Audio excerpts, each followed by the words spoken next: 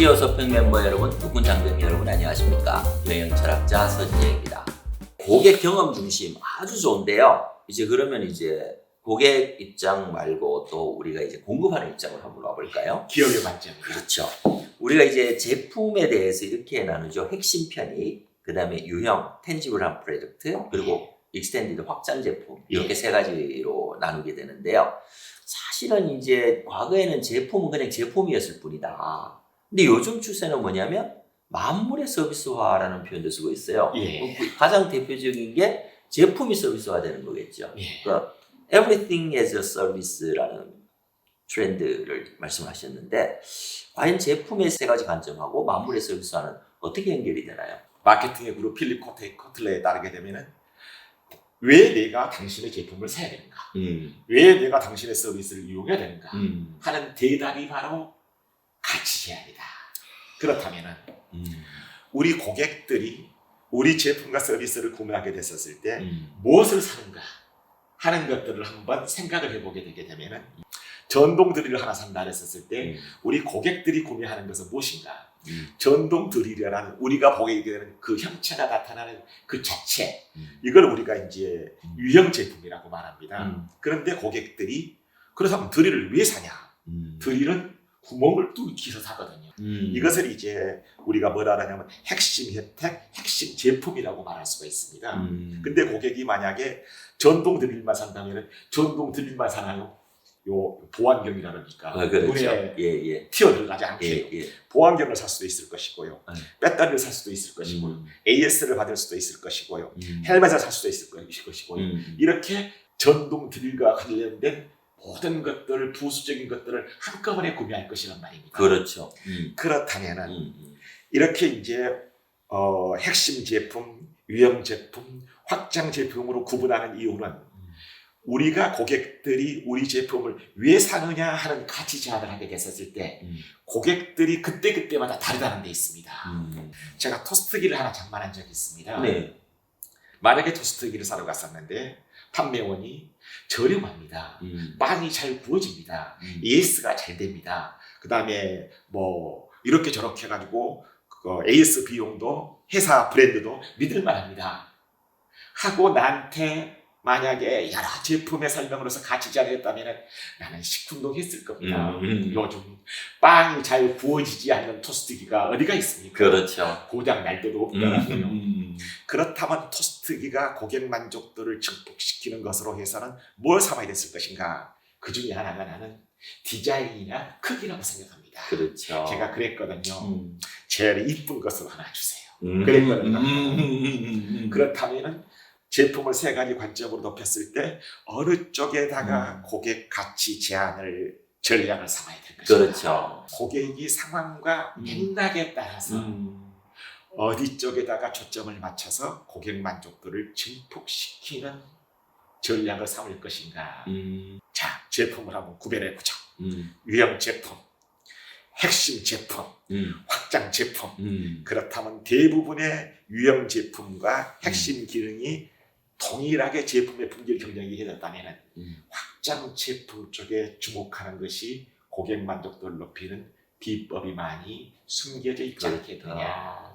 그런 생각을 했습니다. 사실 토스트기 우리 하루에 쓰면 매일 쓰지도 않지만 하루에 쓰면 쓰는 시간 2분 3분인데 우리 그 부엌에 이렇게 장식하고 있는 거는 그 나머지 24시간 빼기 그 2분이거든요. 그렇습니다. 그 디자인이 좋고 너무 많은 면적을 차지 않는 용도로 고객들의 가치 제한을 해야 되지 않을까. 그렇죠.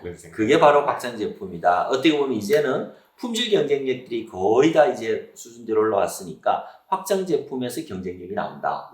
그럼 확장 제품이 이제 만물의 서비스하고 연결이 되겠네요. 그렇습니다. 그렇습니다. 그래서 이제 요즘은 모든 것이 전부 다 서비스가 부가 가치를 낼 만한 동인이 제품 쪽에서는 많지 않다. 그렇다면은 오늘날의 모든 서비스하고 제품을 전부 다 아까 확장 제품으로 서로 연결돼서 마치 옛날에는 제품을 만들어 놓고 따라 붙는 부수적으로 고객들에게 덤으로 해주는 AS를 서비스가 제품에 따라 붙는 것으로 간주했었습니다. 그렇죠. AS가 확장 제품을 생각했죠. 그랬었습니다. 이제는 아니다. 그래서 제가 이제 가끔 대학원생들에게나 강의를 가가지고 저는 이렇게 질문한 적이 있습니다. 세멘트를 만드는 회사는 제조업일까요? 서비스업일까요? 학생들이 대답도 안 하고 웃습니다. 뭘 그런 걸 다 물어보냐 이제 그런 내용인데요. 그러면 제가 뭐라 그러냐 하면은 이 나라는 대충 좀 가난한 사람들이 많아서 또 우리나라처럼 그렇게 가족들 간에 친척들 간에 유대 관계가 깊어서 서로 명절 때 놀러 오고 집에서 묵고 하게 되는 수요가 꽤 많습니다. 그런데 그렇다면 집을 리모델링 해야 되거나 집을 확장해야 되거나 할 그럴 만한 수요가 꽤 많은 나라인데 돈은 많지 않기 때문에 어떻게 해야 될 것인가 하고 고민하다가 각 서너 사람끼리 묶어서 계획을 구성해 줬습니다. 일주일에 13.5달러 정도를 모아라. 그렇게 해서 모아서 이제 일정 돈이 모아주게 되게 되면은 이제 우리나라도 오늘 이번 달에는 누가 계획을 타고 이번 달에는 누가 계획을 타고 이제 계획을 타게 되면 목돈이 되지 않겠습니까? 그러면 그 목돈을 가지고 집을 리모델링하거나 계략하거나 증축하시라. 그러면 이제 증축하게 되게 되는데 증축하게 되게 되면 그 가난하고 또 돈도 별로 없으신 분들이 이제 많은 한계가 있지 않겠습니까? 필요하다면 증축하는데 방을 늘리는데 필요한 설계도를 저희들이 짜드리겠습니다. 설계도를 짜드리고요. 그래도 돈이 부족하다고요. 전체 소요 자금의 80%를 저희들이 대출해 드리겠습니다. 그래서 그러면 이제 집을 증축하게 되게 되면 세멘트가 팔리죠. 그렇죠. 그래서 이제 정부 이런 기관 산업이 많지 않기 때문에 85%를 B2C 소비로 다 수요를 감당을 하는 회사가 있습니다. 멕시코의 세벡스라는 회사입니다. 제가 이런 설명을 해놓고 하나 더 묻습니다. 제조업입니까? 서비스입니까? 그렇게 되면 뜻밖의 그래서 뭐라 그러냐? 금융업이네요. 금융업, 그렇죠. 아까 저 소요 자금의 80%를 대출해 준다고 그랬었거든요. 바로 모든 것들이 어떻게 연결되고 융합되고 서비스화 되느냐 하는 것에 따라서 이런 현상들을 만물의 서비스화 해서 멕시코의 그 세넥스라는 회사가 대표적인 회사 중에 하나가 아닐까 그런 생각이 아주 좋은 사례인데 요즘은 그 만물의 서비스화라는 단어도 참 좋지만 서비타이제이션 서비타이제이션으로 쓰는 경우도 있더라고요. 그래서 만물의 서비스화에서 이제 서비타이제이션이라 해서 이제 제품을 서비스화해서 그것이 곧 부가가치가 되거든요. 이제 전에는 어떻게 썼냐면은 이제 제품을 기획하고 설계하고 디자인하고 그렇게 해서 이제 제조 단계에서 돈을 많이 벌었습니다. 그렇죠. 그리고 이제 제조 단계에서 돈을 벌어놓고 나서 이제 AS도 하고 판매도 하고 유통도 하고 그래서 이제 옛날에는 이 제품의 부가가치 곡선이 이렇게 이제 산 모양이었습니다. 요즘은 바로 양쪽 제조 단계에서는 이제 오히려 부가가치가 적고 바로 제품의 기획, 디자인, 설계 단계에서 돈을 벌고 그 다음에 서비스, AS, 마케팅 이쪽에서 돈을 벌고 그러니까 지금 어떻게 되냐면 이거 U자형이라 해야 됩니까? U자형이라 해야 됩니까? 근데 이 U자형이 우리들 입을 보게 되게 되면 입이 미소 지을 때 스마일 할 때 입이 이렇게 꼬리가 올라가거든요. 그래서 이것을 만물의 서비스화해서 이제는 돈을 버는 중심이 제품이 아니라 서비스화 시켜야 되는 돈이 더 큰 부가가치가 되는 거거든요. 그래서 이것을 서비타이제이션이라고 스마일 커브가 되는 거네요.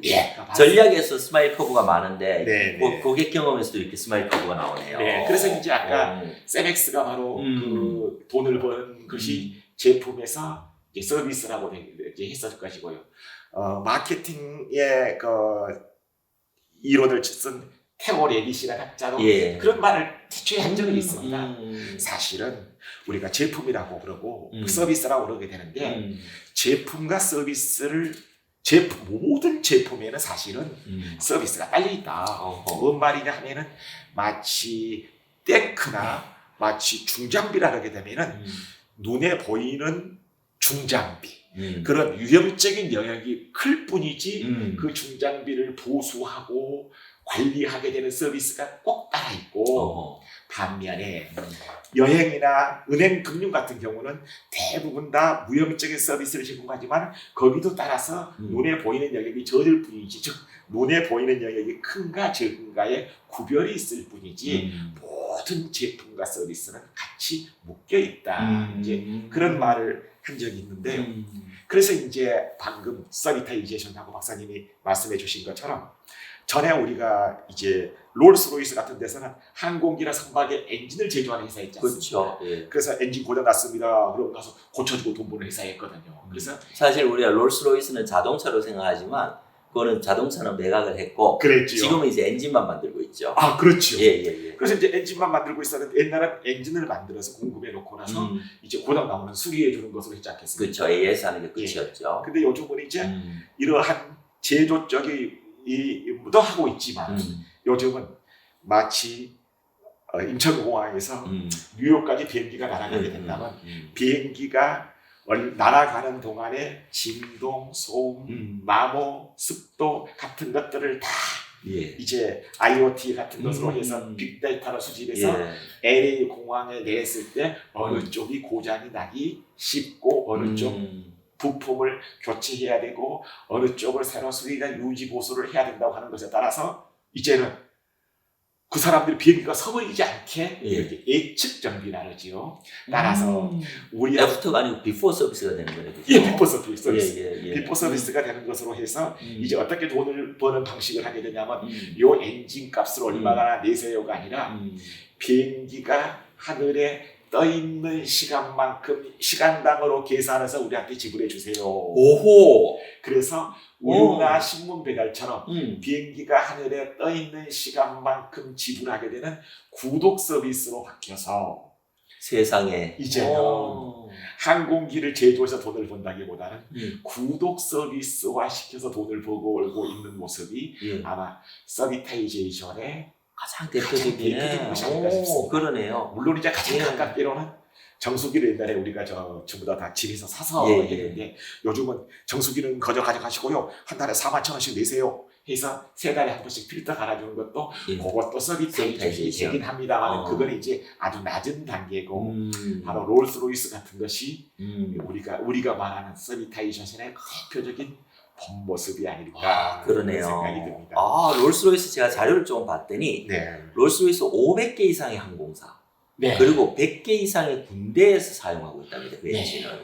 그러니까 그게 이제 서비스화가 되는 거고 20년 전에 도입한 엔진에 비해 지금 1000배 이상의 데이터가 누적된대요. 데이터, 엄청난 데이터들이 누적이 된다 그러는데 이런 엔진 서비스 패키지가 박사님 적으신 데 보니까 전체 수익의 50% 이상이라고 그래요. 그렇습니다. 그래서 최근 자료를 봤었더니 전체 매출액의 65%가 엔진의 제조가 아니라 구독 서비스로 버는 돈이다. 어디서 돈을 버느냐. 50도 넘어갔구나. 60%가 이제는 65%가 구독 서비스로 올리는 매출액이다. 이런 자료를 본 적이 있습니다.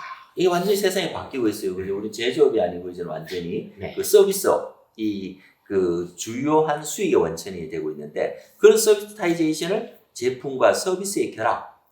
두 번째는 서비스의 상품화.